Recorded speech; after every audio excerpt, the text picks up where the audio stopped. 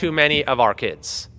Now is the time to show that our commitment to education and reform and school choice goes beyond just slogans, goes beyond political arguments, but is a real commitment to advancing the education and the life prospects for kids all across America. We have a chance to do that right now by assuring these measures are enacted into law.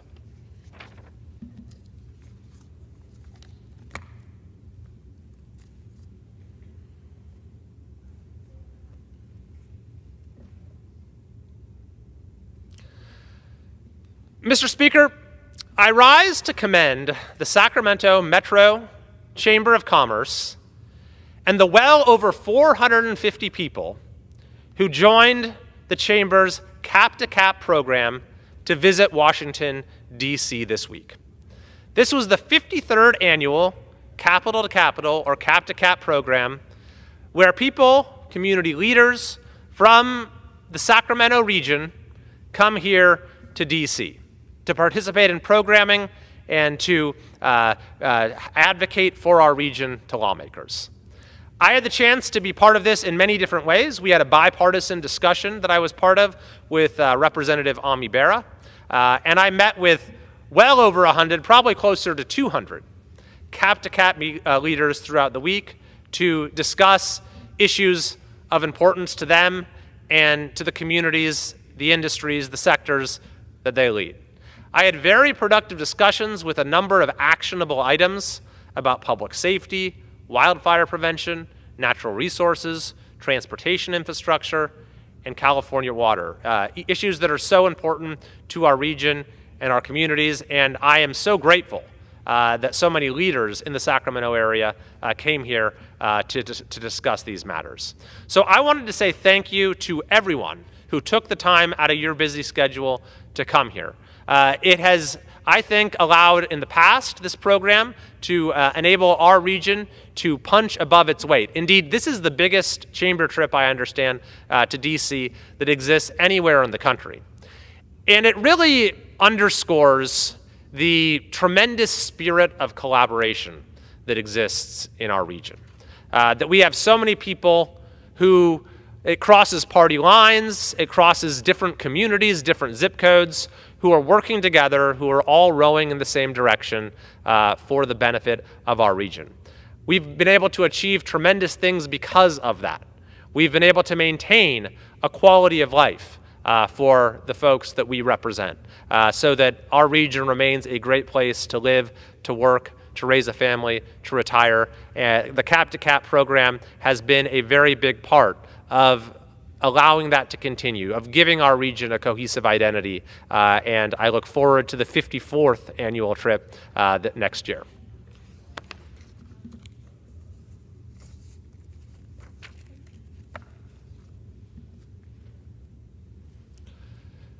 Mr. Speaker, I rise today to honor and recognize the 2025 graduating class of Leadership Rockland. This prestigious program is run by the Rockland Area Chamber of Commerce and provides an opportunity for participants to build upon their leadership skills while developing meaningful relationships with community and local business leaders. The areas of learning for this program include leadership skills and theory, education, volunteerism and community service, Rockland civics, public safety, transportation, health and human services, economic development, the history of Rockland, and much more.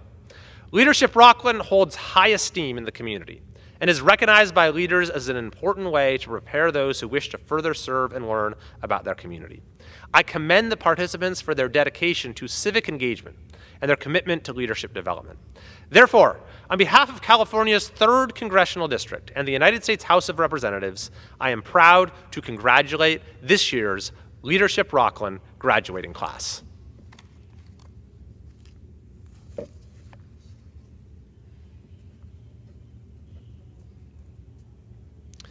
Mr. Speaker, I rise today to congratulate and recognize Hebert Insurance Solutions for their 75-year anniversary.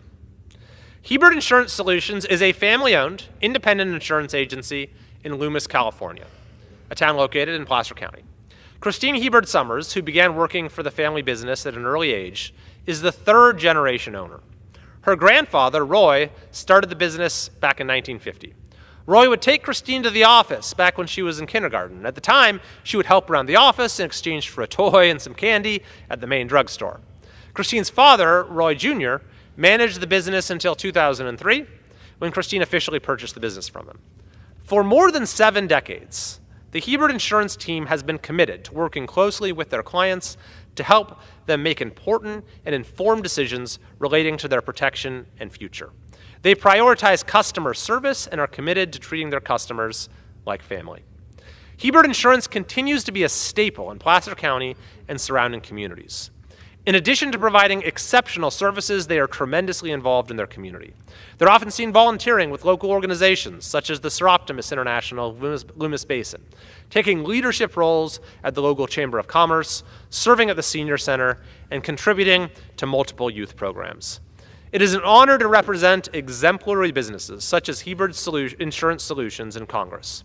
Therefore, on behalf of California's 3rd Congressional District and the United States House of Representatives, it is my honor and privilege to congratulate them on their 75-year anniversary. Congratulations.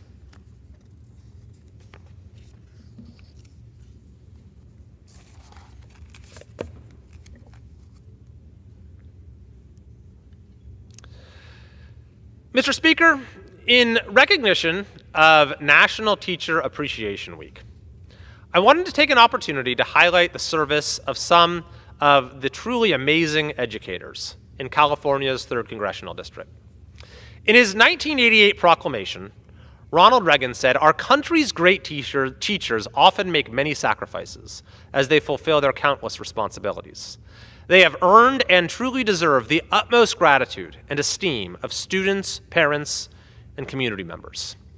It is in that spirit that I rise today and recognize 15 individual teachers from throughout California's 3rd Congressional District for their exceptional dedication to their roles, students, schools, and communities.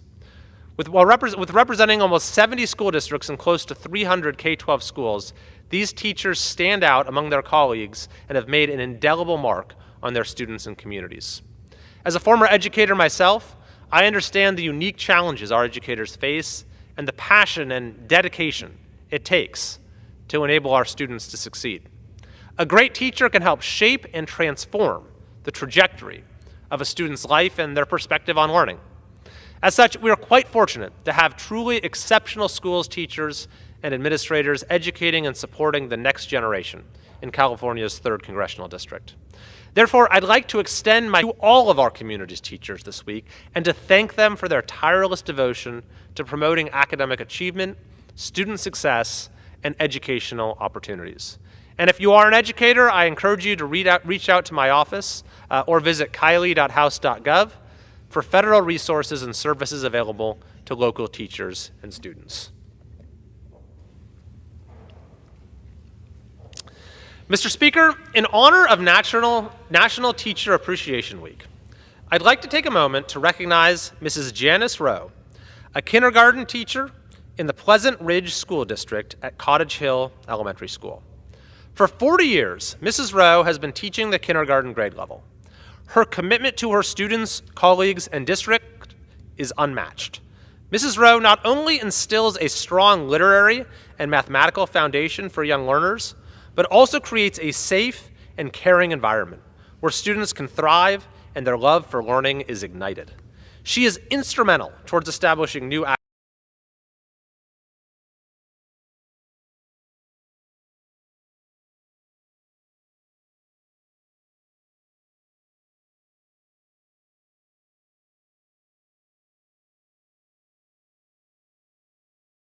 academic programs, standards, and expectations for all kindergarten students, leading the continued development of the district's kindergarten programs. She's often known for enrolling in classes, programs, and workshops to further develop her professional skills, and for working late to prepare a special and hands-on learning experience for her students. Not only does Mrs. Rowe demonstrate a care and commitment to her students, but she is also relied upon by her colleagues to provide help, mentorship, and collaboration. Mrs. Rowe has shaped the high standards of excellence that the community has come to expect of the school and school district. Mrs. Rowe's 4 decades of commitment to teaching kindergarten students has provided a lasting benefit for students' introduction to public schools and foundational growth. It is a true honor to represent exemplary teachers, such as Mrs. Rowe, in the United States House of Representatives. Therefore, in honor of her passion, dedication, her belief in the transformative power of education, and her commitment to our students' success, it is my privilege to recognize Mrs. Janice Rowe in celebration of National Teacher Appreciation Week.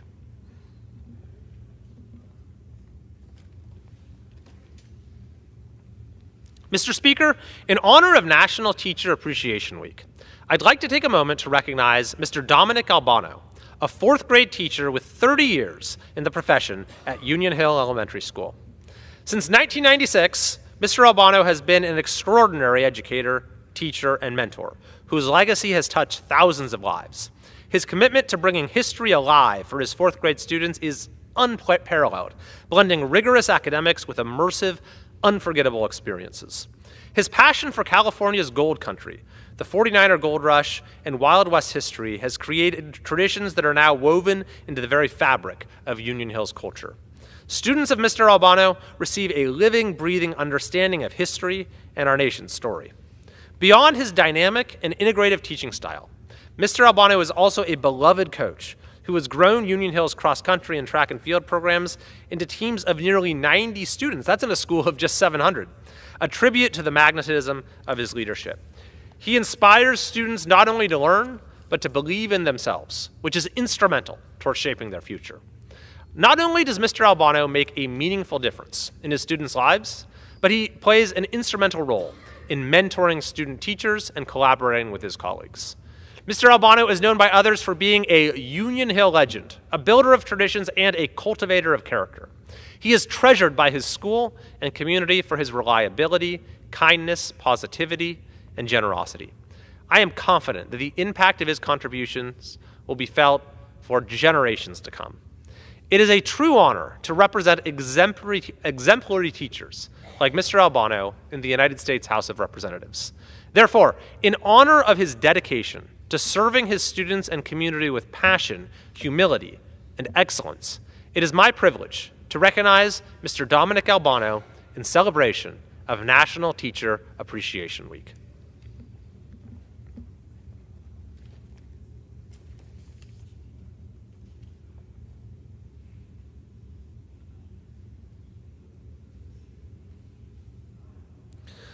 Mr. Speaker, in honor of National Teacher Appreciation Week, I'd like to take a moment to recognize Mrs. Miranda Prukish, a special education teacher in the Sierra Plumas Joint Unified School District at Loyalton Elementary School. Mrs. Prukish is an exceptional educator whose unwavering commitment to student success has made a profound impact within the Sierra Plumas Joint Unified School District. As a leader in special education with a decade of experience, Mrs. Prukish has continually developed and refined her program to meet the diverse needs of her students, demonstrating innovation, adaptability, and a deep sense of care. Serving in a rural community where educational challenges are often magnified, she has gone above and beyond to ensure that every student receives personalized support and opportunities to thrive. She is a tireless champion for her students, ensuring their needs are represented and addressed with compassion and integrity. Her collaborative spirit and willingness to work alongside general education colleagues fosters an inclusive and equitable learning environment. Mrs. Prukish's creativity, professionalism, and genuine devotion to her students make her a role model for other educators. It is a true honor to represent exemplary teachers, such as Mrs. Prukish, in the United States House of Representatives. Mr. Speaker, in the spirit of National Teacher Appreciation Week, I wish to highlight Mr. Steve Holland, whose 29 years of dedicated service in education exceed standards throughout the Bishop Unified School District. Mr. Holland began teaching in the Bishop Unified School District in 1996 as a middle school teacher, and more recently has been teaching the 4th grade. Known for his kindness, calm demeanor, and unwavering dedication, Mr. Holland has consistently gone above and beyond to support learning both academically and emotionally. Through his innovative teaching methods, he continues to keep students engaged and inspired. In addition to his deep commitment to student achievement, he has also served as a coach and grade-level leader, providing mentorship to his fellow educators and leaving a legacy of impact, integrity, and inspiration. Mr. Holland has left an indelible mark on countless students, colleagues, and families within his community. Therefore, on behalf of the United States House of Representatives, I am pleased to recognize Mr. Steve Holland for his substantial contributions to the Bishop Unified School District and the students of the Bishop community.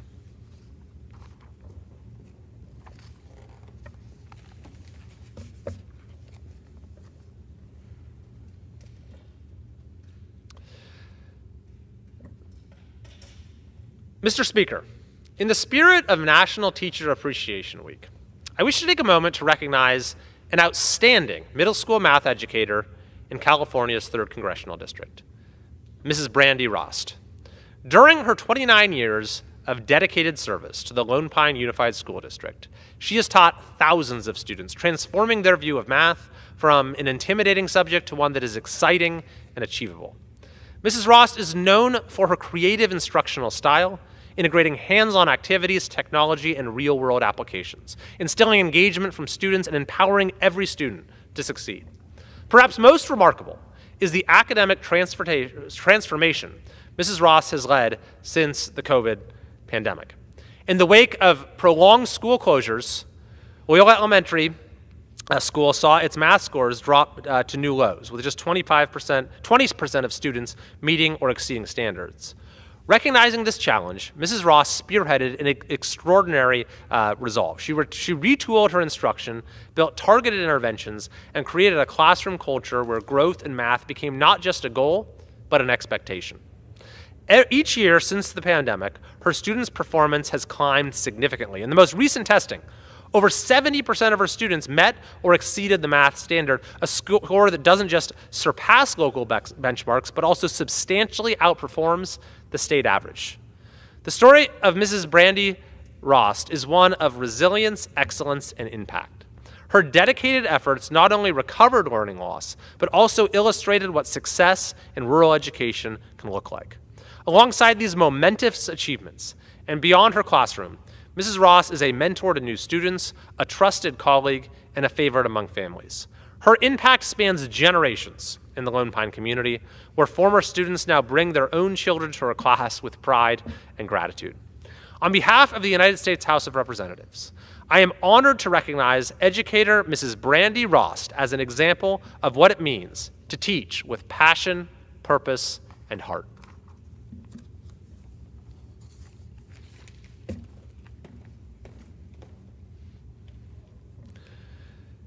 Mr. Speaker, in the spirit of National Teacher Appreciation Week, I wish to recognize an outstanding and prominent educator in California's 3rd Congressional District.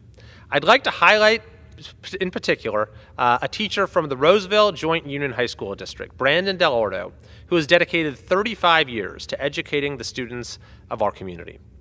Mr. Delordo is a passionate historian and a mentor.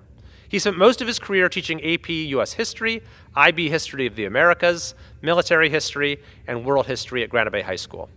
Not only does Mr. Delordo have a deep understanding of these subjects, but he also knows how to bring historical events to life.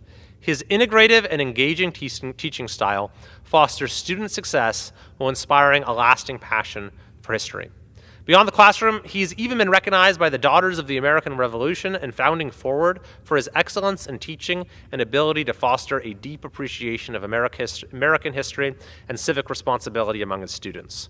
Mr. Delordo is an exceptional educator, and he continues to make a strong impact in the educational journey of his students.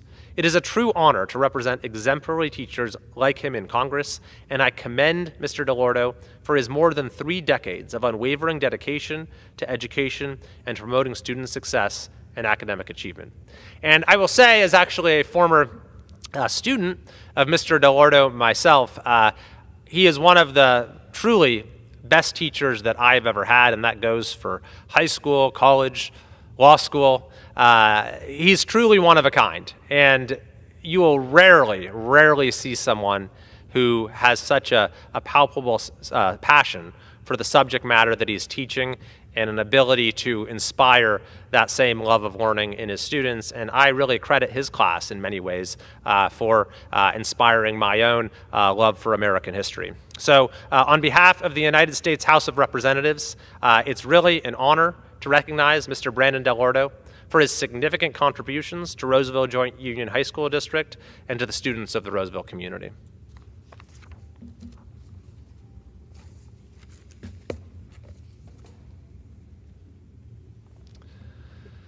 Mr. Speaker, in the spirit of National Teacher Appreciation Week, I wish to take a moment to recognize a teacher from the Forest Hill Union School District, Ann Jones, who has dedicated 35 years of her career to educating the students of her community. Mrs. Jones has been a devoted and passionate first grade teacher, and she's inspired generations of the community's young scholars with her warmth, patience, and with her clear passion for education. She goes beyond teaching her students the fundamentals of reading and math and also instills values in them that are invaluable for the learning community, the values of kindness, gratitude, and creativity. She brings joy and cheer to the classroom and creates an environment in which students feel emboldened to explore their ideas and express themselves, which helps facilitate their academic and personal growth. It is a true honor to represent exemplary teachers in Congress, and I commend Mrs. Ann Jones for her more than 3 decades of dedication to education and to promoting student success and academic achievement.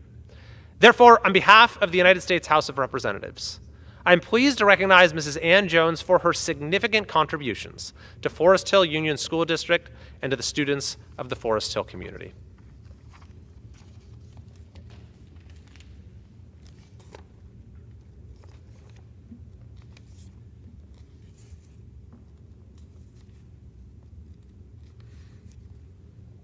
Mr. Speaker, in the spirit of National Teacher Appreciation Week, I wish to take a moment to highlight a teacher from the Dry Creek Joint Elementary School District, Samantha Harvey, who has dedicated 9 years of her career to educating the students of her community. Mrs. Harvey serves as a 5th grade level leader. Within her role, she consistently demonstrates traits of a natural leader, such as the ability to lead by example, motivate colleagues, facilitate collaboration, and so much more. She has built an educational environment to ensure that students and teachers alike feel valued, supported, and heard. As the positive behavioral intervention and supports lead, Mrs. Harvey's efforts in providing a variety of differentiated strategies and ensuring students have the necessary tools for success while maintaining a positive environment have been instrumental in shaping school culture. Mrs. Harvey also develops student athletes through her role as a cross-country coach and helps young athletes learn the important lifelong skills of perseverance, teamwork, and resilience while leading them to excel in competition. Furthermore, as check-in and check-out coordinator, Mrs. Harvey ensures that students have the structure and support they need to thrive in school. She mentors students and provides accountability to help them stay on track both academically and socially. Behind the scenes, Mrs. Harvey is valued by her colleagues as she displays a commitment to teamwork, collaboration, and a continual willingness to lend a helping hand. It is a true honor to represent exemplary teachers like her in Congress, and I commend Mrs. Samantha Harvey for her tireless devotion to education and to promoting student success and academic achievement. Therefore, on behalf of the United States House of Representatives, I am pleased to recognize Mrs. Samantha Harvey for her significant contributions to Dry Creek Joint Elementary School District and to the students of the Roseville community.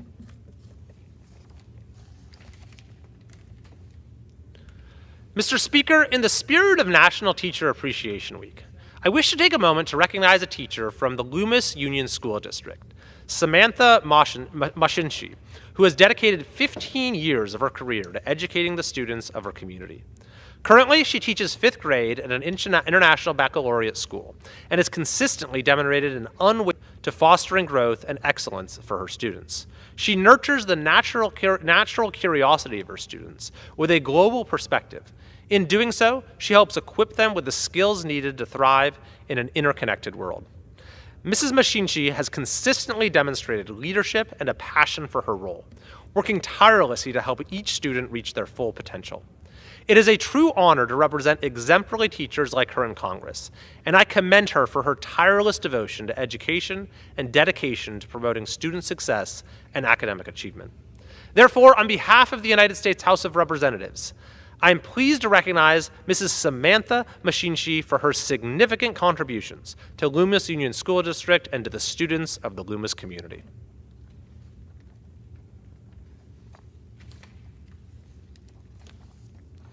Mr. Speaker, in the spirit of National Teacher Appreciation Week, I wish to highlight a teacher from Placer County, Tina Angel, who has dedicated the past 8 years of her career to educating the students of her community. Miss Angel owned and operated her own business before going to work for the Placer County Office of Education. She then obtained her career technical education credential, focusing on business and information and communication technology pathways. Miss Angel taught in this capacity for a few years, and then once again decided to obtain an additional credential in special education, so she could support students with mild to moderate learning disabilities. Miss Angel also provides students with a special opportunity by being qualified to teach dual enrollment classes through a partnership with a local college in my district, Sierra College. Miss Angel is known for being an exceptional teacher and a lifelong learner. She provides real-life applications in her classroom and strives to prepare high school students for college and future career opportunities. Her engaging and integrative teaching style, which is accompanied by her passion for teaching and for her students, inspires those in her class to reach their full potential. It is a true honor to represent exemplary teachers like her in Congress, and I commend Miss Angel for her dedication to education and to promoting student success and academic achievement. Therefore, on behalf of the United States House of Representatives, I am pleased to recognize Miss Tina Angel for her significant contributions to the students of Placer County.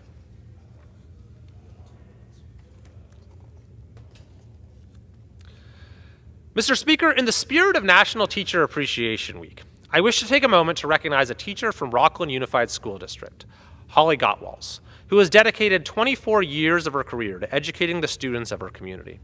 Mrs. Gottwals, a graduate of Sacramento State, showcases innovation, compassion, and dedication in her classroom. She teaches a special education adult transition class for students who are 18 to 22 years old with moderate to severe needs and did not receive a high school diploma. Mrs. Gottwals focuses her class on teaching her students functional English and math, current events, independent living, and vocational skills, cooking, fitness, and nutrition, how to be involved in their community, mobility training, social skills, self-advocacy, and career awareness. In a remarkable manner, Mrs. Gottwals tailors each lesson to each individual student. She goes as far as to work closely with local community businesses to secure job training opportunities for her students that match their interests and skills. She looks to the future of her students, and some go on to other educational institutions, such as the UC Davis Seed Program, while others are able to secure jobs locally in our community. Mrs. Gottwals fosters a sense of independence and confidence in the classroom. She is not just an educator, as she has proven to be a strong advocate and role model for her students. Her tireless devotion to her students brings out their unique potential and prepares them for opportunities to fulfill their dreams. It is an honor to represent exemplary educators like her in Congress, and I commend Mrs. Holly Gottwals for her exceptional dedication to education and to promoting student successes and academic achievement. Therefore, on behalf of the United States House of Representatives, I'm pleased to recognize Mrs. Holly Gottwals for her significant contributions to Rockland Unified School District and to the students of the Rockland community. Thank you, Mr. Speaker. I yield back. The gentleman yields. Under the Speaker's announced policy of January 3rd, 2025, the Chair recognizes the gentleman from Texas, Mr. Green, for 30 minutes. Thank you, Mr. Speaker. Mr. Speaker, and still I rise, a liberated Democrat, unbought, unbossed, unafraid, and most feared by President Donald John Trump. Most feared because the president recently tweeted that he would have me removed from Congress because I have indicated that I would bring articles of impeachment. This is a president who has caused us to understand that the norms of society mean very little to him. This is a president who seems to think that he can rule by executive order. But, Mr. Speaker, I would have you and all who can hear this and see what I'm saying to know that the day of decision is near. And I believe that as a person who is armed with the axe of truth, not afraid to slam it into the tree of circumstance and let the chips fall wherever they may, I believe that as such a person, I am duty bound to bring articles of impeachment to the floor of the House of Representatives. I will do so because I believed what I said before he was elected this time. I believe what I said then to our democracy. He has done things that would cause us to conclude, those of us who have observed closely, that he disrespects the Constitution. He took an oath to preserve, protect, and defend the Constitution. He disrespects the Constitution. He disrespects the notion that a person should have the right to say, you have the wrong person, to say to the authorities by way of the Great Writ, you have the wrong person, to say to the authorities by way of the Fifth Amendment to the Constitution, no person deprived of life, liberty, or property without due process of law. He has not honored that Constitution in those words. This president does not honor Marbury versus Madison. Judicial review, time honored. He dishonors it. Judges who would rule against him should be impeached. He does not respect the fact that there is a separation of powers. He believes that he is the power, but he's not. And he must be brought before this House. He must be brought before this House because if he disrespects the court, if he refuses to honor the April 10th order requiring him to facilitate the return or the release of a person who was taken from this country to another country, Supreme Court mandate, he has said that he can do it, but he hasn't. If he refuses to honor the Supreme Court and federal courts and demeans the judges, calls for their impeachment, if my colleagues across the aisle decline to bring him into some sense of order as it relates to obeying the orders of courts, if they decline to do so, then what is left? Impeachment. Whether anyone else agrees with me or not, I want my record to show that at a time when democracy was at risk, I brought impeachment to the attention of the Congress. You can do it for two reasons at least, maybe others, but two that I will call to your attention. One, to remove a president. To remove a president. I don't know that that will happen this time. I plan to bring impeachment more than once.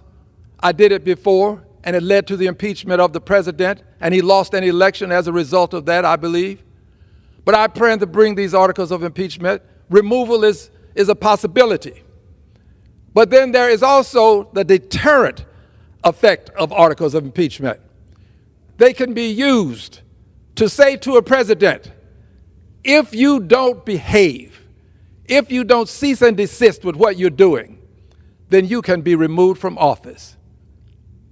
I trust that this will become the message that the president will receive. However, knowing what I know about him, I doubt that he will receive the message as intended. I think that it will cause him to become a greater bully and to do more and say more things that are unacceptable, to try to normalize his dictatorial behavior. Dictatorial in that he believes that the law should be followed when he sees the law on his side, and that it should be somehow avoided when it's not. Dictatorial behavior, the kind of behavior that you see emanating from dictators. I believe that this dictatorial behavior has to be put in check because we have a president who preaches law and order, but he doesn't mean law and order. He means order and law. He means allow me to do whatever I choose, and then you find some law to justify my behavior. That's not law and order. That's order and law, and that's what he believes. I believe that we have to do what I am about to do. And I trust that there will be others who will join in. But if no one else does, I want you to know that while I am censured, I'm not silenced. That this is only the genesis of this process. The revelations are yet to come. And in the revelations, I assure you, we will come to conclusions that will cause this president to be removed. We are now into the countdown for impeachment. This countdown will manifest itself in articles being brought to the floor of the House of Representatives next week. I fully intend to do so. And for edification purposes, that means that I will first notify my colleagues by way of written word that these are my intentionalities. And thereafter, I will come to the House and I will read the articles of impeachment. After they have been read, some time will pass before they will come back to the floor for a second reading, 2 legislative days. At that time, the articles will be read again. I will call for a vote on the articles of impeachment. Those who will vote for it will be known as persons who have supported what I believe to be the last effort that we have to prevent this president from becoming a full-blown dictator. He is right now a de facto dictator. He has the potential to becoming full-blown. What do I mean by de facto? Because we're in the nascency of his dictatorship. Yes, someone someday will write about the first 100 days of his dictatorship. So we're into the nascency of it. He is testing to see if there are people who have the courage to put him in check. And if he doesn't see that, then we'll go on to another stage of it. So I'm going to come to the floor, read these articles. Then they will be read again a second time. I will ask for the vote. There will probably be a motion to table. The motion to table means that if it prevails, the articles will not go forward and have the debate and proceed to the possibility of a vote on the actual articles. A motion to table. This is what has happened in the past. Those who vote for the motion to table will oppose the articles of impeachment. Those who vote against the motion of table will be sending a message to the world that they want this to proceed and that these articles ought to be given a fair hearing before this House of Representatives. That's what the motion to table will ultimately bring us to a decision that we will have to consider. It will be a moment of truth, an hour of decision, but I believe we have to do this. I believe we have to do it because if we're going to wait until there are tanks rolling into major cities at the capitals of cities, it'll be too late. If we're going to wait until you read and hear about it in some major newspaper that president has metamorphosed into a dictator, it will be too late. We have to stop him as soon as possible. As soon as possible is the means of doing it by way of impeachment. I believe that he will be impeached again, but I also know this. If we don't, and if he continues in the vein and the methodology that he has been proceeding with, if he does this, then there is one other last word, and that will be we the people. We the people, with our voices, with our movement, with our peaceful protest, we the people will make that change. This country will not tolerate a de facto dictator, and it surely will not tolerate and should not tolerate a full-blown dictator. De facto dictator because, in fact, he is a dictator, not announced, but that's what he is, ruling by executive order. This country was not designed by the framers of the Constitution to be ruled by executive order, such that the president would just ignore those orders, let things go all the way to the Supreme Court, knowing that he has lawyers with unlimited resources, and those who would challenge him are limited in resources. So his dictatorial character says you can let that go on to the Supreme Court and you can ignore the court. Flop. No one around you is going to challenge you and say to you that this is not the appropriate thing to do. So yes, he has the characteristics of a de facto dictator with dictatorial behavior being exhibited. And as a result, the moment of truth is upon us. Next week, we shall have the opportunity to stand on the principles that I believe were exhibited when we were campaigning, when we were saying this president would harm our democracy, that he was a threat. This would be our opportunity. I pray that every person will vote your conscience. I'm not asking anybody to vote a certain way. I'm telling you how I will vote. I speak for no one but myself and those who agree with me. But I assure you that there will be at least one vote to impeach Donald John Trump, President of the United States. I yield back the balance of my time. The gentleman yields back. Members are reminded to refrain from engaging in personalities toward the president.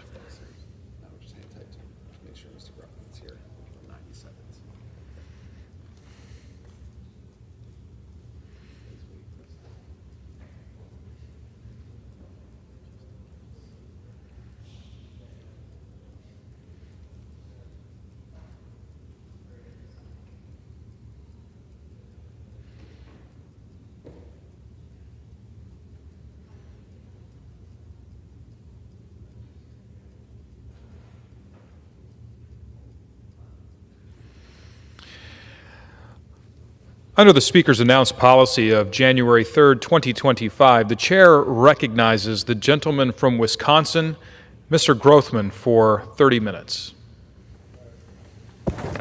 Thank you.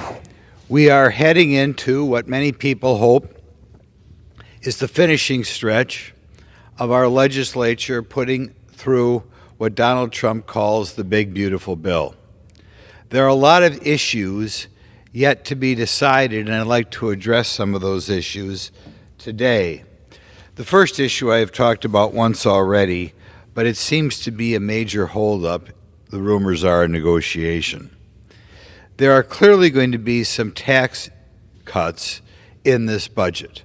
Our goal will be to continue with tax cuts that were put in place in 2017, but add some others.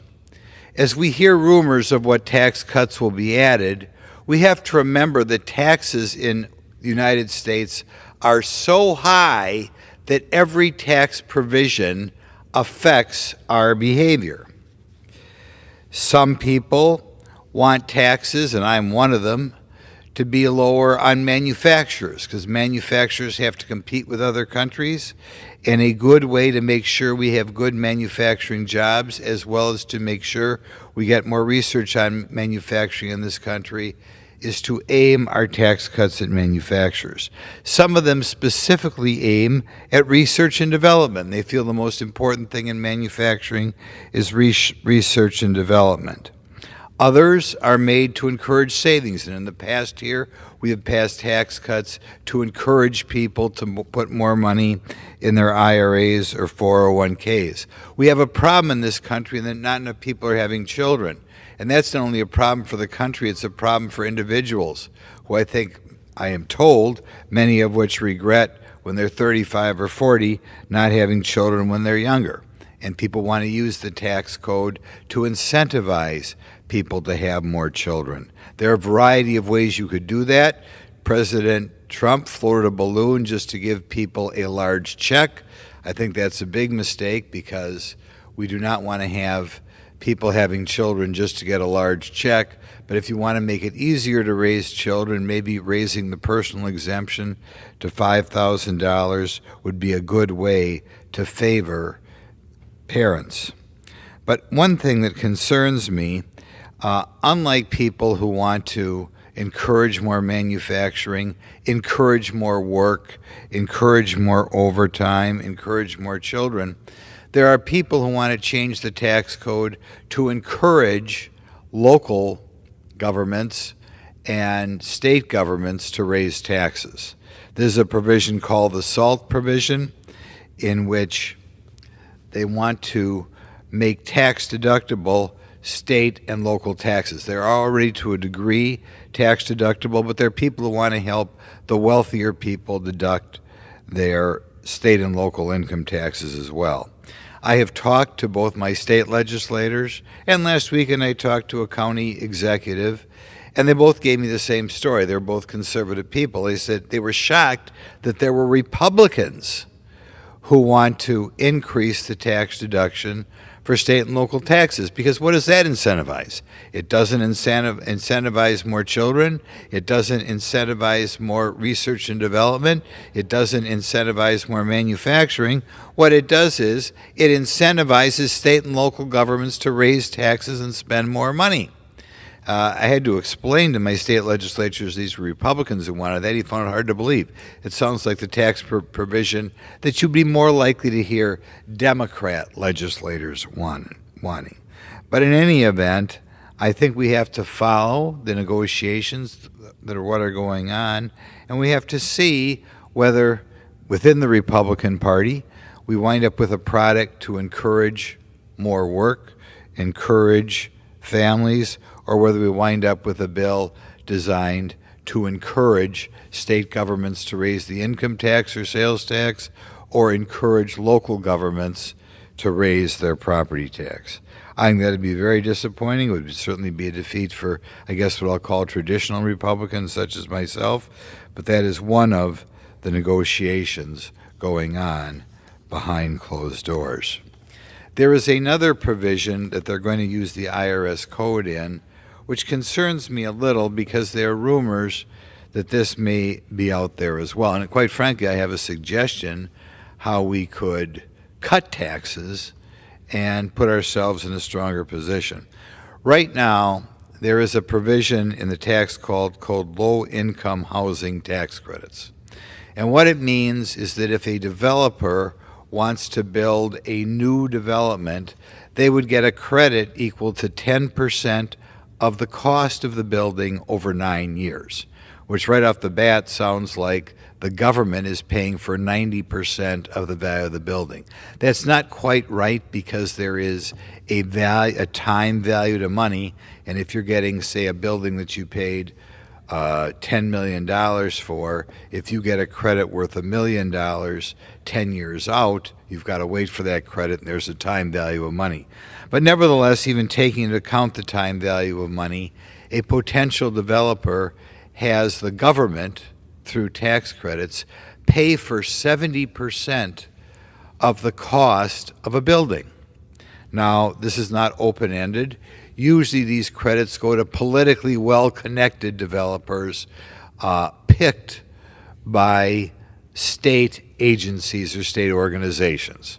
I think personally, of all the tax cuts, particularly people complain about tax cuts for the rich, of all the provisions in the Internal Revenue Code, I can think of no provision more questionable than having the Internal Revenue Service reduce somebody's taxes so that you get 70% of the value of your project paid for.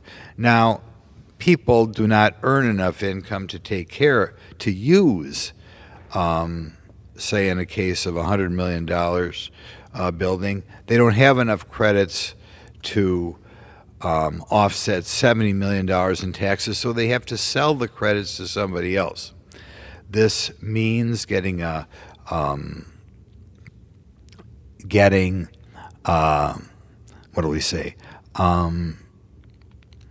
getting lawyers experts in LIHTC involved, so that these credits can be transferred. A significant number of these credits go to some of the largest banks in the country. And of course, the largest banks in the country, I'm sure, would love to have Congress change the provisions so that they were able to use still more tax credits. Why, at a time when we can do so many other good things, we would do that, I don't know.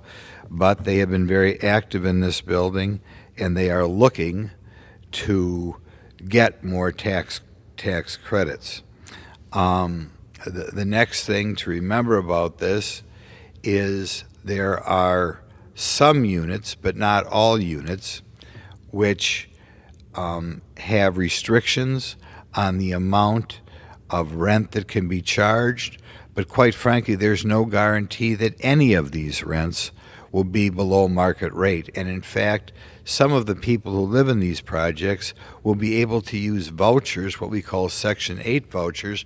So the government, first of all, sets aside money for somebody to get free rent, and then the vouchers are given to a property developer or a syndicate that's going to wind up owning the building, and they wind up with a voucher as well. It's kind of hard to believe it's developed that way, but it has developed that way.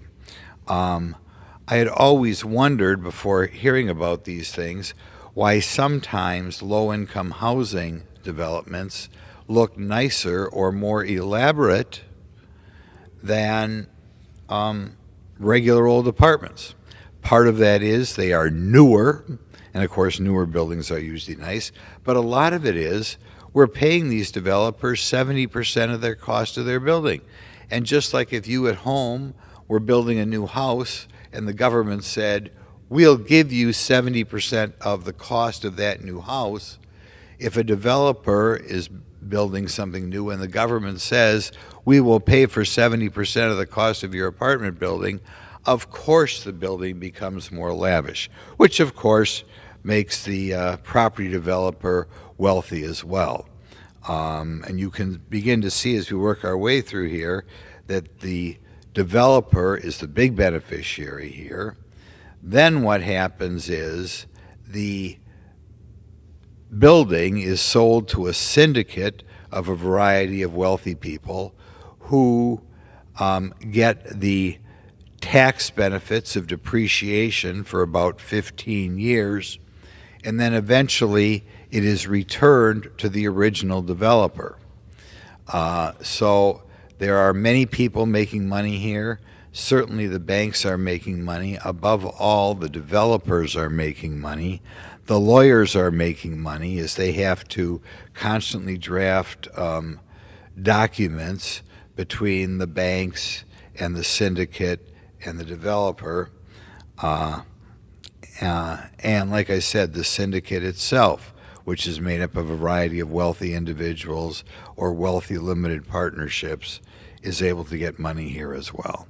When I think of all the things we can, well, to digress, and again, the developer who gets this is determined by a state agency. It is naive to think anything other that these developers are politically well-connected people. I do not know why, if we think it is the federal government's business to provide housing from people, but of course it is not, we would set up a system in which a private developer gets such a large chunk of money that